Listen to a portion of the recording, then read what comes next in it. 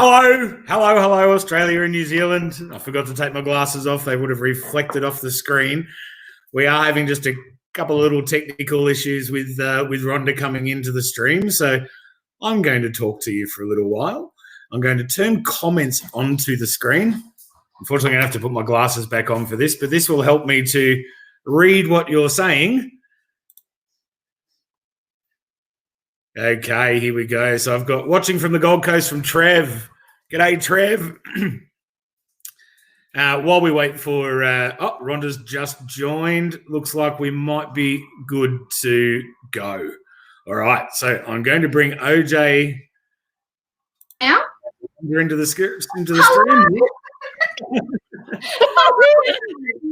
Hello. Hello. Oh my goodness, got there. I might just change our screen layout around a little bit here, because what I'm going to do, OJ, is I'm going to pop out while the two of you have a chat, and then I'll pop back in here and there. That way we're not crowding the screen with my ugly mug. I thought it was quite handsome, actually. Oh, thank you. It's lovely to meet you, Rhonda. Hello. I have never done the actual hosting of this. Normally we have Tia taking care of this for us. So I'm a little bit clumsy, I'm afraid. I can see OJ and you, and then I can see something in front of my. Can you see my head? Right. Oh, the logo's in front of you. Okay, we'll go back here. Oh, that's better. There we are. I am literally learning as we go, so it's very much on the fly. Tia has been caught up on the way home, so I've dived in and just sort of tried to figure it out. And when we got there, there. I'm pretty happy with our results. So what I might do is I might pop out, because the two of you know each other very well. You have a great history together.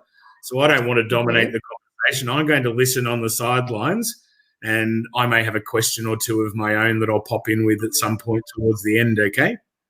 And I'll watch the questions that are coming from the audience, and I'll be able to ask those questions on your behalf as well. Fantastic. Excellent. Thanks. Take it away, guys and gals. Okay. Well, this is all very high tech. Hey, how are you? Good. Mine's looking like this. Your daily it's 5 o'clock. It's wonderful. Thank you, Aussies and Kiwis, for ANZACs. For allowing OJ's The Daily Grind to come live on your stream. And Justin and I have been talking, leading up to Anzac, I've been having all these really amazing special guests on. And so Justin said, yes, that would be awesome to have you both on. So here we are. And to those on The Daily Grind, I also say hello to you guys. And I've got the lovely Rhonda Van Zeller. So hello, Rhonda. Hello, AJ, as though we've never met before. No, that's right. It's all very official. So, Rhonda, you are currently the president of the New South Wales War Widows. I am. Yes, and of course, you're also the president of the Aussie Youth Quiet Honouring Defence Service. So you're a very important lady on a number of accounts. There are things I enjoy, and those two are one of them, or two of them. So with Anzac Day coming up, do you want to just give us a little bit of a background of the importance of Anzac Day to you and why it's so important to you because of your history? Oh, look, obviously my husband served and I'm now a war widow. And I think the thing that's important to me, as to many people my age, is that we make sure we pass on the understanding and the meaning of Anzac to our grandchildren and children, even though their grandparents may not have served.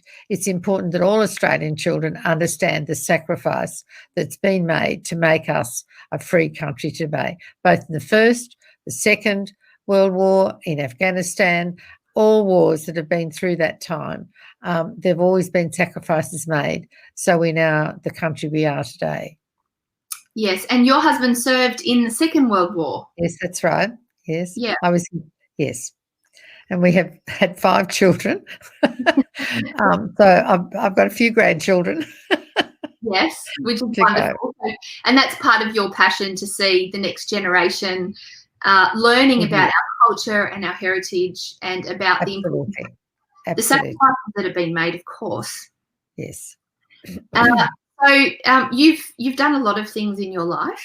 I hate talking about myself. I know you do. I must be able to talk about you. So everyone listening, this is actually quite a rare occasion to get Rhonda live talking about her life.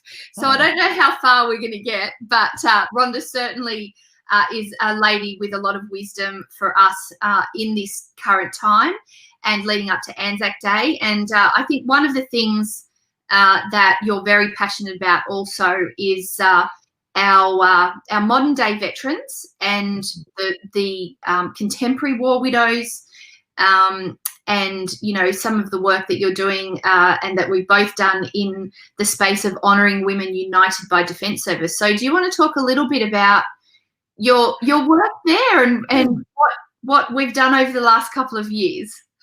Yes, look, it came about because I just felt as we celebrated the centenary of Anzac, and important as that was, and it was very important, but it was also important at that same stage to honour the women and their sacrifices that the women had made, both at home and on the war front. And so I thought it might be a nice idea to get a few of us together. And that few of us end up to be 550 women in Canberra. And it was a wonderful night. And it was a committee of us that put it together. We've had 2 actually years of honouring women united by Defence Service, and we will continue doing those things as we move forward. But it came out at the end of the centenary of Anzac. We then had honouring women united by Defence Service, and we still have that group of women honouring women united by Defence Service. Hadn't been done before, and as you know, OJ, because you're very much part of it, they were 2 very successful dinners, very emotional dinners, but very successful dinners. Yes, and there was a lot of people that have to talk more about that than me.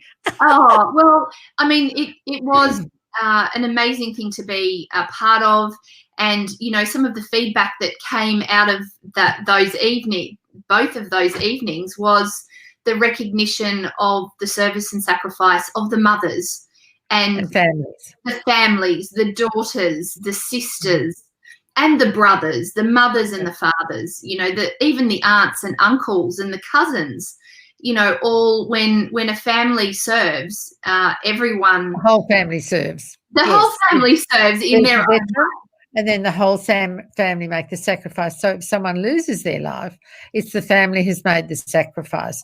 And we're coming to honour the families much more today than we did, say, 10 years ago. And I'm very happy about that. And so when we created Honouring Women United by Defence Service, that was honouring the women and the families. Yes, and I think Justin might have something to say about that because of his own personal history. I might be putting him in speaking out of school. But,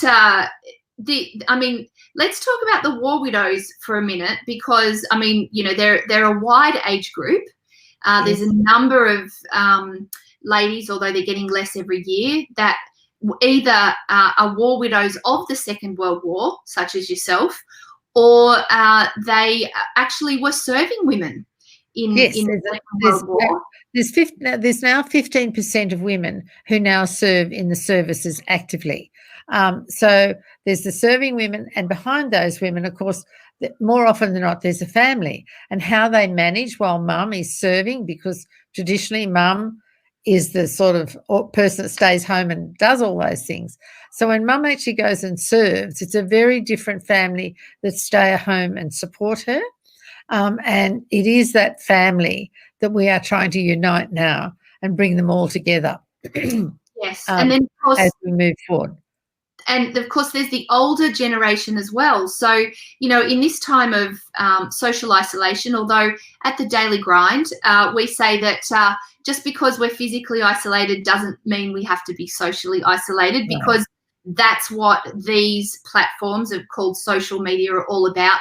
This has been, an unprecedented time in our history because we can stay connected through social media. But last fortnight, war widows have phoned 870 other war widows who are living by themselves, who are received a phone call from it, and they receive that phone call every fortnight. So our own members ring other members to make sure, the older members, to make sure that they're okay and that they don't need any help or support.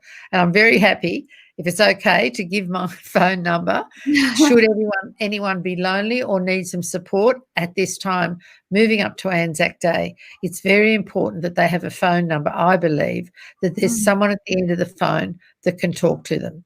So if that's okay, at some stage, OJ, you can give out my mobile number. Sure. And if there is anyone, maybe they can reach out on the comments. I know Justin's there keeping an eye on that. So we can certainly, there's a lot of help. But what can people do themselves to help a veteran or help a war widow, especially the older people, because they're not allowed to go and, literally, give them a hug or whatever, as we often do on Anzac Day, in the dawn service or the 11 a.m. service. What can people do from their homes for the older generation? It's very hard, OJ, at the moment under the virus and, the restrictions that are on us. We are using Zoom, so groups of us are coming together and Zooming other people. I did one on Wednesday and they were all sewers. So we sat there and sewed and talked to each other. There are two things, I think. If we can get out and walk, that's one thing that you do by yourself. But if you've got the technology, it's easy to be in touch with each other. But if you don't, it's very difficult. You have to know if there's a single person or an older person living in your street. It doesn't necessarily have to be a war widow. It's just that we are a caring society. So today I did a letterbox drop. I live in a cul-de-sac and I'm supporting Aussies and Kiwis, which is what we're on, light up your driveway. So I did a letter today and I went knocking on all of I've lived in this street for 12 years and I'm ashamed to say that I had not knocked on everybody's door. So I went out today and spent an hour knocking on doors, and I even found someone who could play the last post in her driveway on Anzac Day. But if we only went and just knocked on the door, stepped back and said, hello, I'm just here to see that you're okay and I'm sharing with you, light up your driveway. It's a good way to contact and make some contact with it. It's a wonderful, wonderful inception, light up your driveway. Which is a driveway dawn service. Yes. Dawn service. It's wonderful. And I didn't even know this lady plays in an orchestra. And she said, I've been practicing. I'd love to play it in my driveway. So she's going to come up to me tomorrow and practice. So goodness knows what the cul-de-sac will think when they hear the last post tomorrow. You're going to driveway. You guys are going to. I've even lit I don't know whether you can see it or not. To light up my driveway, I've been doing this afternoon. And if you go on to Aussies for Kiwis, there's so many good ideas about how you could. I'm not used to doing this. I should show you it's opposite, which is a little bit confusing. So one of the things that I'm doing, so I've just gotten an old egg carton. Oh, yes. I've cut that up. And so we obviously at the choir, we're making peace poppies. So our peace poppies are red is for remembrance and white is for peace. But I also found out today that the white poppies also represent the families of people fallen in conflict. I didn't know that till today. Someone told me that. So, and then of course we have the pearls to remember the girls, because the poppies were to remember the boys. Rhonda, tell the story of the Kangaroo March. Because that's my goodness, it all got started on the Kangaroo March. Which, hang on, before you do that, and I first met each other on the Kangaroo March, and I went and found this afternoon an original badge. Can you see that? Am I holding it in the right place? Yeah, just no, down across, other way. It's opposite to what you think. Oh, okay, there. That's it. Is that better? Yeah, that's it. And it says, Wagga to Yass, Route March, 1915 to 2015. I was lying in bed one Sunday morning and I heard Macca talking about the Kangaroo March. And I thought, I think that came through Exeter. So I made some inquiries and realised it did. And I thought, well, you know, my husband was a serving man. I live in Exeter. Maybe I should do something about that. And so I set about organising the reenactment of the Kangaroo March from Wagga to Campbelltown. We couldn't go any further because of the traffic and all the rules and regulations today. But we started off walking from Wagga to Campbelltown. And I thought, this will be really good. We'll walk to fitness. And I realised very soon after the second day that we're actually walking to fatness because every little town, there were 38 of them, every little town we went through reenacted the Kangaroo March in their town. And that was to welcome the kangaroos as they were going through and to feed them and to entertain them.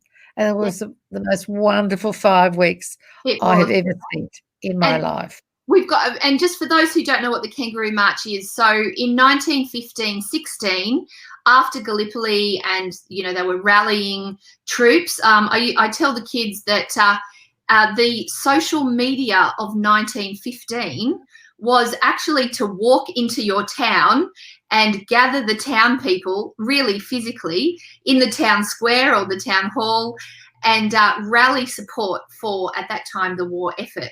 And so there were 9 recruitment marches sent across New South Wales and Queensland, with the Kangaroo March being the longest of those 9 marches. So from Wagga through to Campbelltown, where I think some of them actually did catch a troop train into Sydney, to then go by boat to WA to then go off to war. So the Kangaroo March was actually a recruitment march that went for 524 kilometres of New South Wales. And we know all about that. It took 3.5 years to organise, Rhonda. So Rhonda and I were on the Kangaroo March organising committee. Rhonda asked me to come onto that committee and be part of it. It was a great honour.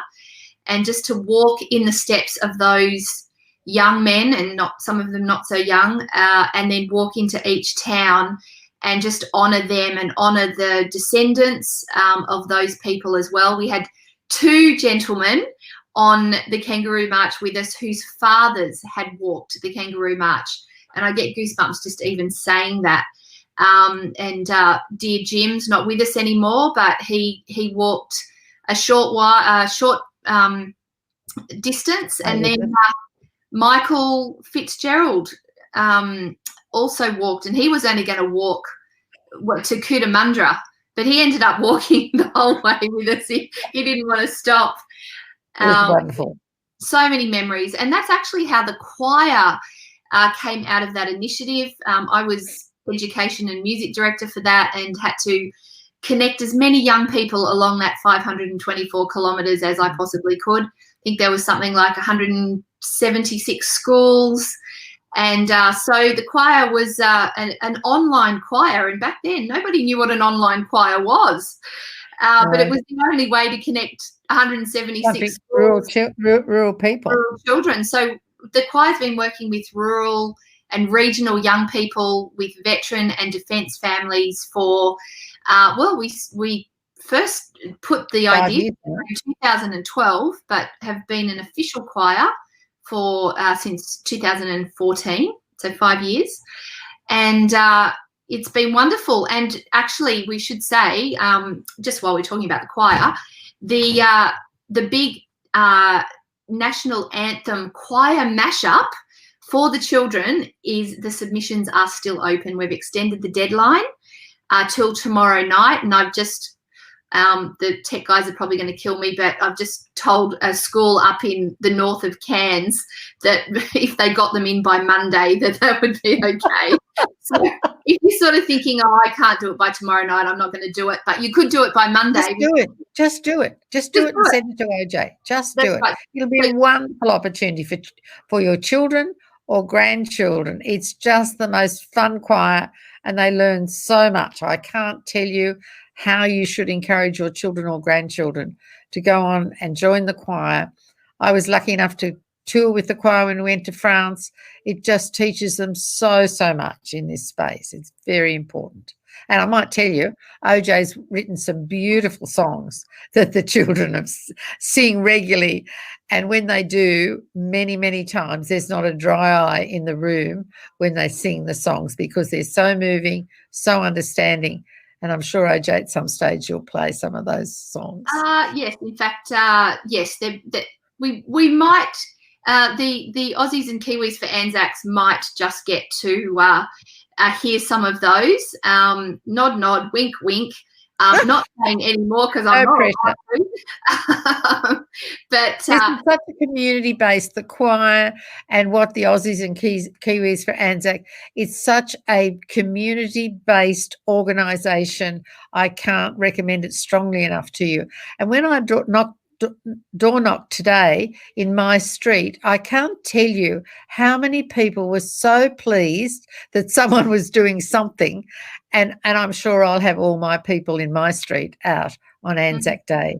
Just do it. Just knock on the doors and do it. Come, light up your driveway. Yes, and so this is going to go. I'm doing this little project for my letterbox. So I'm making peace poppies by putting a bit of white paper in a bit of just an egg carton and putting that together. I've cut out a paper plate. There we go. Oh, that's very clever, AJ. I've just put a Lest We Forget, which is going to go behind there. And then these little babies are going to go all the way around to make a wreath. And I'm going to put that on my driveway. And I'm doing a letterbox drop. And my street's going to have the sound equipment of the choir blasting out. So the letterbox droppings to warn them as much as anything that they're going to get a commemorative service on Anzac Day, whether they like it or not. But it's funny.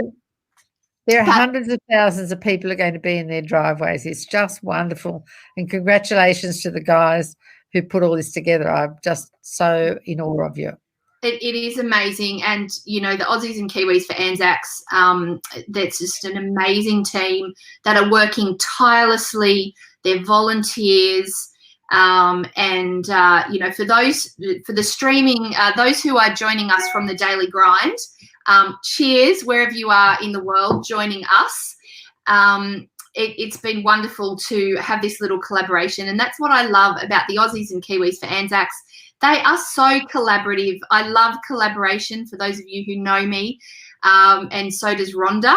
And we've done a lot of collaborative things together over the years, and partly why I said to Justin, I was just going to bring Rhonda onto OJ's The Daily Grind, and I talked to Justin about what I was doing, and he was like, yeah, absolutely, let's bring you on this platform. We can simultaneously stream. So Justin, I don't know if you're still there and you can jump on. There's been any questions for Rhonda? There has. I have to put my glasses on. I am blind as a bat without my glasses. So sorry about the reflection from the screen. I'm going to actually put the comments on the screen for you to read. Okay. And I'll also read them out at the same time. Now, the first one that I spotted here, if I can get to the right timestamp, was from Amy Feldman. Not so much a question as a comment. The Honouring Women and Families United by Defence Service dinners are amazing. Such a privilege to have attended. So Amy's obviously come to one of those dinners before. She was one of the helpers on the night. Yep. Brilliant.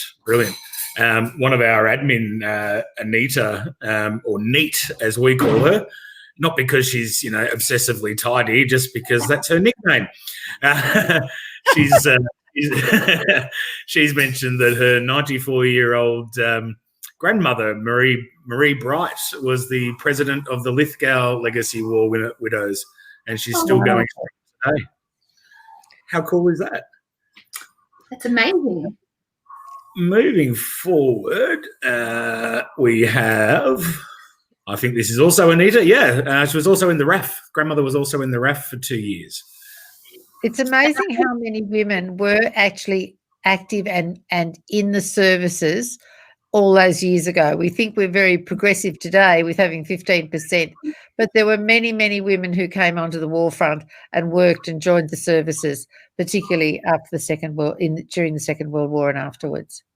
And of course, there were all the women that stayed back and joined the Women's Land Army to keep Australia alive and working. And then there were people that, like some of my relatives, the male relatives on my dad's side, who weren't actually allowed to go to war because they were either primary producers or they were asked to stay back and do special jobs. Like my grandfather had to actually make sure the barrels of the weapons were straight at the Lithgow small arms factory for the Second World War, and he wasn't allowed to go because he was a crack shot with a pistol, with a 22. In fact, my dad told the story that one day him and his two brothers pestered my grandfather because apparently he was a bit legendary, and they'd heard the story that my grandfather could shoot a hole through a penny with his 22, flick it up in the air and shoot a hole through the penny. Oh, okay. So one day they went out the back and they got my grandfather really angry because they kept going, "Oh, you can't do that, Dad, you're just, that's just a lie and people are making that up." So he said he really, not very happy, went out the back, flicked a penny in the air, and Dad said he shot a hole straight through it. And he said, "Us boys never crossed him again." Oh, that's gold. I think the most important thing this Anzac Day is to make sure nobody's lonely and nobody has nobody to talk to. I think it's very important that what you guys are doing on this, and that's great if people have the technology.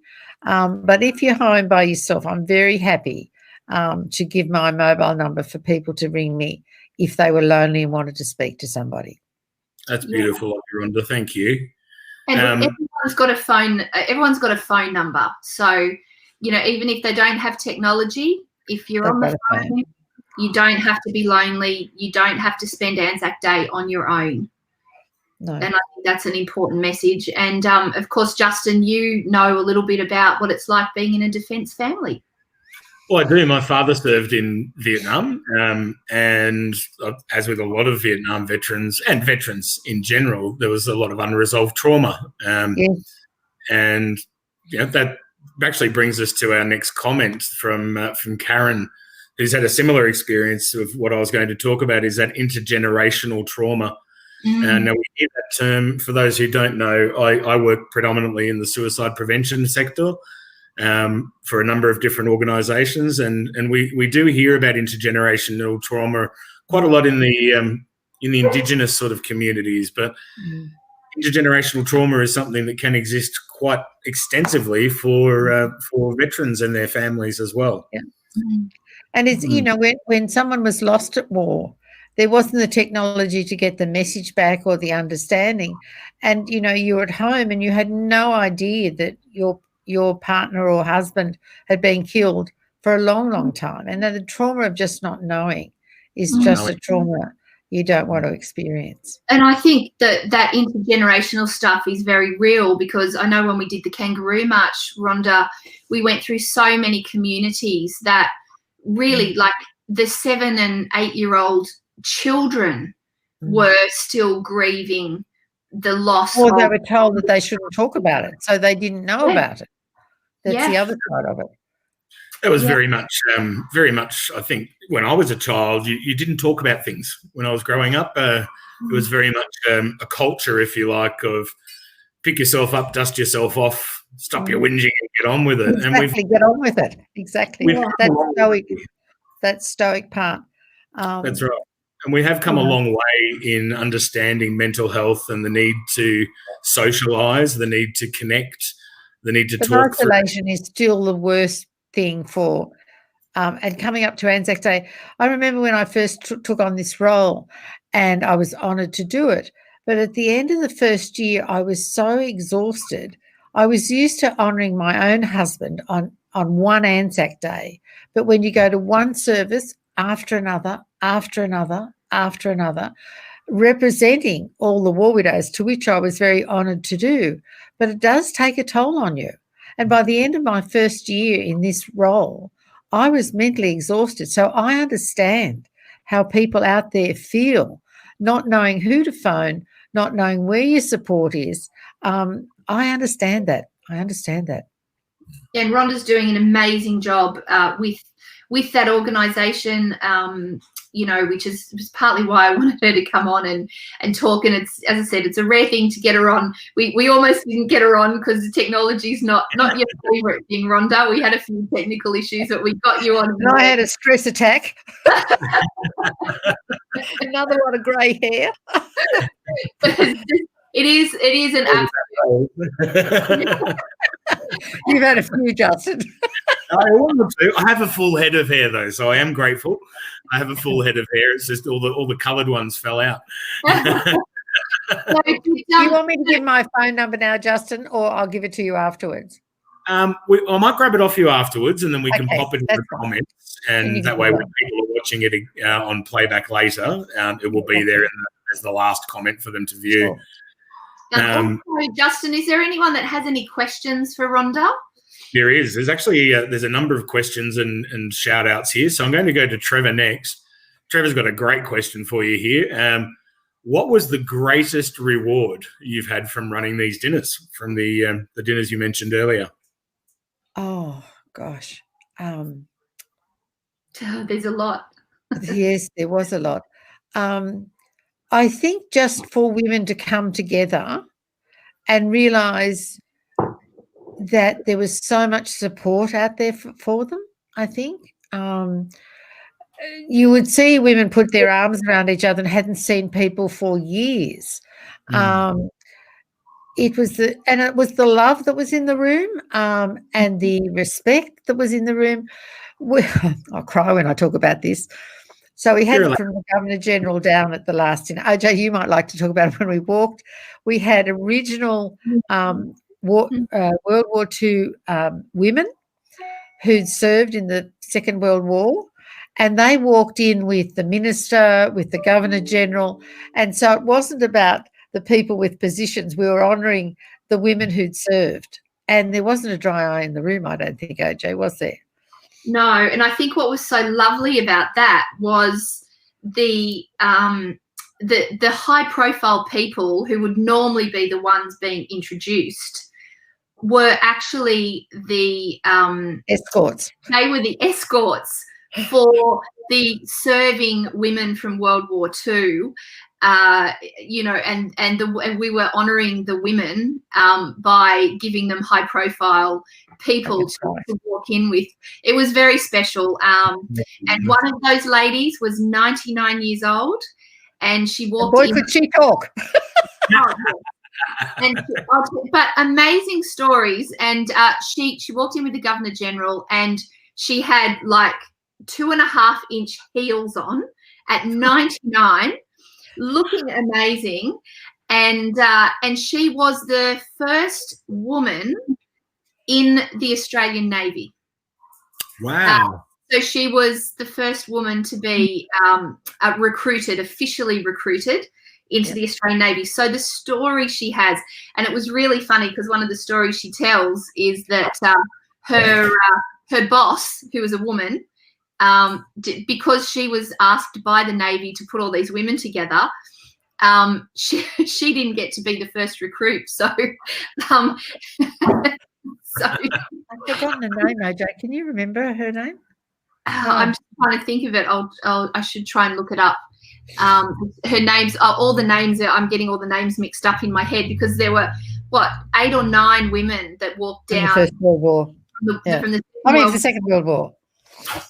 It was a pretty special moment, and as you said, there was not a dry eye as the MC just shared a little bit of their story as they walked in. They're going to make me cry. As they walked in and were honoured by standing ovations by everyone in the room. Oh, goodness me. Yep, that's enough. Very emotional, I guess.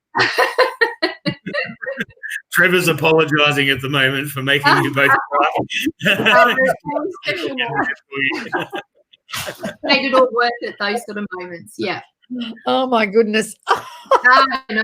It's honour and joy to these women who have really all their lives have sacrificed for their country, and they were so proud to be there. And I guess my feeling was that I was able to do that or make that happen in a very small way. So I was honoured by them being there, and so was OJ and all of us who did it, put it together.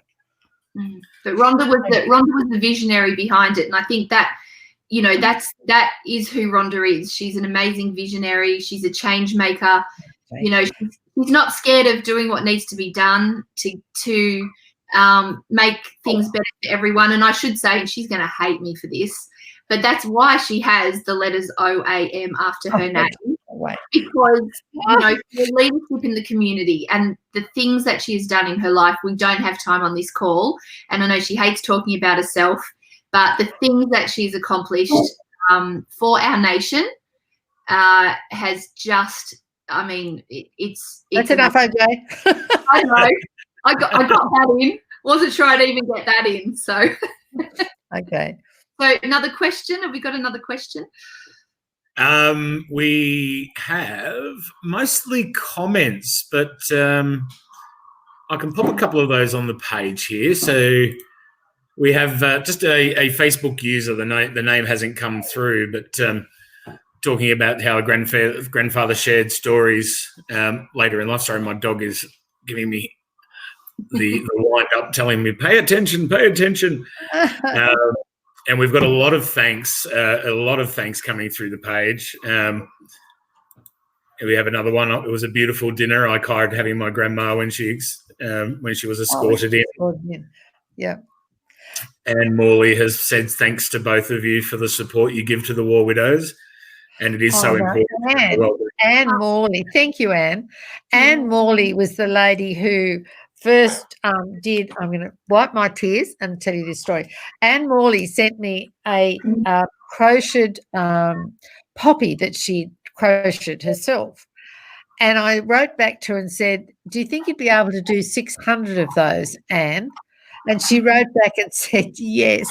And so everyone who attended the dinner, the 550 people who attended the dinner, had a beautiful crocheted poppy that Anne was responsible for starting. It was amazing. I mean, I get these packets with these beautiful poppies that Anne had put the pattern together. And can you imagine, we had 550 poppies on the night that we were able to give everyone. So everyone wore a poppy on the night. So thank you, Anne.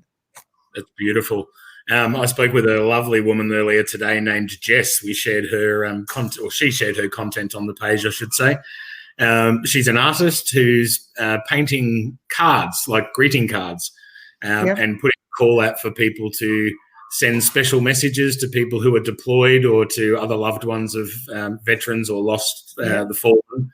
And she's handwriting and sending those letters, those cards out to families all across the country and the globe. She's doing that purely out of love. She's paying for the materials and the stamps herself. And I had a conversation with her about how we might be able to support that in the future to be an even bigger endeavour with other artists. And those cards, and I know there have been blankets knitted, all sorts of things that we send to those who are serving, and how much it means to those people that are serving. And because we're not actually in a war, so to speak, that we're in, then we tend to forget about the service that those people in the services are actively serving today as we speak, and won't be home for Anzac Day, and probably won't be home for Christmas either, because they're over there serving on a 6 or 8 month service. So, we need to remember them more often. And I guess that's what we're trying to do. That's what the War Widows try to do. We try to make contact with families, as does Legacy. And, we're there to support each other. No one needs to be alone today, either through technology or the ability to cut down social isolation. OJ taught 100 war widows last year how to use an iPad. And that would start off from, this is an iPad, this is the front, and this is the back. Because you tend to forget that, women my age have never touched a computer, and, you wouldn't know where to start. But we did 100, OJ, did 100, yeah, taught 100 100. last year and 100 the year before, and I think about 50 the year before that. So So just as slowly but well, surely right? we're getting them onto computers. Because now there's ladies out there that know how to use technology and are staying connected. So that's fantastic. Actually, Karen's saying, has someone recorded their stories? It's important we can remember. So one of the things, if I can answer this one, Rhonda, one Yes, of the you may. things that we're doing with the ladies in iPad training is we teach them how to use technology to leave a legacy. Because like Rhonda, and I'm going to use Rhonda as an example, there are incredible, incredible women who are living treasures who just don't think their story is very important at all. And they would think, well, why would I bother putting down my stories? No one wants to listen to me. So one of the questions that I ask is, I ask the ladies, raise your hand if you would like to have heard your great-great-grandmother's voice. And, of course, all of them put their hand up because that would be so special. And I said, I say to them, the thing with technology is when you record your story on your iPad, and I teach them how to do that, both with artifacts and with storytelling and different ways that they can tell their story and leave that legacy. I say to them, that's there forever now, because, and leave it in your will, by the way. If anyone's watching, if you're going to leave your legacy on your iPad, please put that in your will and tell your family that the stories are on your iPad, and make sure they know how to get into your iPad, that they know where all your logins are and your passwords. OJ, maybe that can be a call out from this Anzac Day for people to record the stories and send them into Aussies for and Kiwis for Anzac. Maybe that could be a byproduct. We would love that. We have actually put a video challenge out a couple of times saying, tell us what Anzac Day means to you. And we haven't had a huge number of responses. I would love to see more of that. Yeah, me too. I think it is, and I would say, I thought this to start with, that my life is not important. I mean, I don't mean it's not important, because I obviously have a family and it's important, but you don't think what you've done is important. And yet when you start to talk about it, hear someone say, oh, in that year I did that. And, even at my age, my grandchildren have no idea the things that I went through in my growing up years. And even those parts of the story are so important to register and to pass on. And so, Justin, I think I could only encourage people who are watching, even if it's only 3 or 4 paragraphs, it is important to tell your story. Well, I remember when I was about 19, I think, my grandfather was quite ill. My sister and I drove over to Adelaide, and we spent about a week there, and he was telling us the stories of his youth. Now, he didn't serve, but he told us some amazing stories of riding horseback across Australia and then ditching the horse and jumping onto a blue rattler, and later years it was the red rattlers, and it was just amazing. And my grandchildren don't believe that I rode a horse to school every day. It was on our horses. What do you mean you didn't have rollerblades? Now, Trevor did make you cry, and he was very, very apologetic in response to Karen. Trevor's actually coming on for a live stream next Tuesday, and he's making a documentary on the children of the Vietnam veterans. Wow. And he's made an offer here. He said that he would love to film these stories. So I'm going to have a chat with Trevor on the side and see if we can't get a bit of a collaboration happening. And we can talk to the AJ, can give you the names, and we've got all that recorded. So And one of the things that I'm passionate about as well, because of course Rhonda and I work, and the work I've done over the last 5 years or 7 years now, really, in this space has been intergenerational. And so I work with children, school-age children, sometimes as young as 4, right up into their 20s. And I work with war widows up. Some of them are, 94, 5, 6, still driving a car. Incredible women. Like, you would think they're in their 60s, the way they act. Amazing. You can't even believe that they're in their 90s. I think it's Shirley who has a bright yellow car. Oh my goodness, amazing. So what I would love to see is that the children of our nation learn to become the story gatherers.